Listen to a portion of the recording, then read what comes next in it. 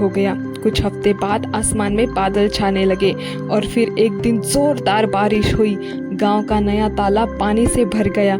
हर घर में पानी जमा हो गया। अब पानी की कमी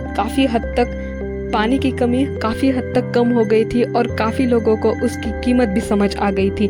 जो पहले पानी खर्च किया करते थे, अब वो पानी को बचाते थे और उसे बहुत महत्वपूर्ण हिस्से की तरह मानते थे। गांव वाले बहुत खुश हो गए। उन्होंने मीरा की समझदारी की तारीफ की। मुखिया ने कहा, वाह मीरा, आज हम सबको समझ आया कि एक छोटी सोच से कितनी बड़ी समस्या हल होती है।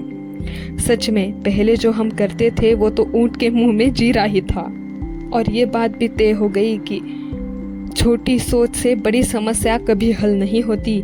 बड़ी समस्या हल करने के लिए बड़ी सोच ही रखनी पड़ती है और आगे की सोचनी पड़ती है, जो हम इतने दिनों से नहीं कर रहे थे। अब हम सबको पानी की कीमत समझ आ गई है। अब कोई पानी पहले की तरह बर्बाद नहीं कर रहा।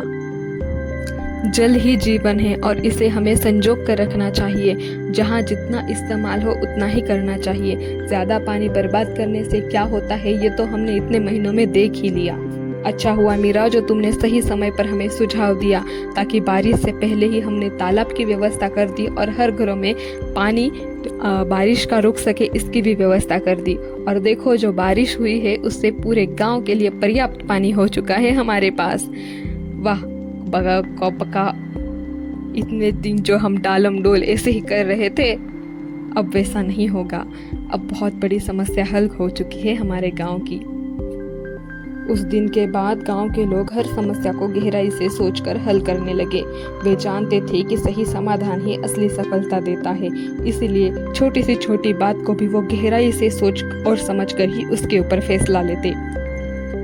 और इन सब बातों में मीरा गांव की प्रेरणा बन गई, क्योंकि उसी ने जो रास्ता था वो उसने गांव वालों को दिखाया था कि हमें बड़ी सोच रखनी चाहिए, आगे की सोचनी चाहिए, दूर का सोचना चाहिए। जितना दूर का सोचकर अब हम काम करेंगे उतना ही हमें आगे जाकर फायदा होगा। और ये गांव इस बात को बहुत अच्छी तरह से समझ गया था, जो इस सूखा पड़ गया था उसकी वजह से।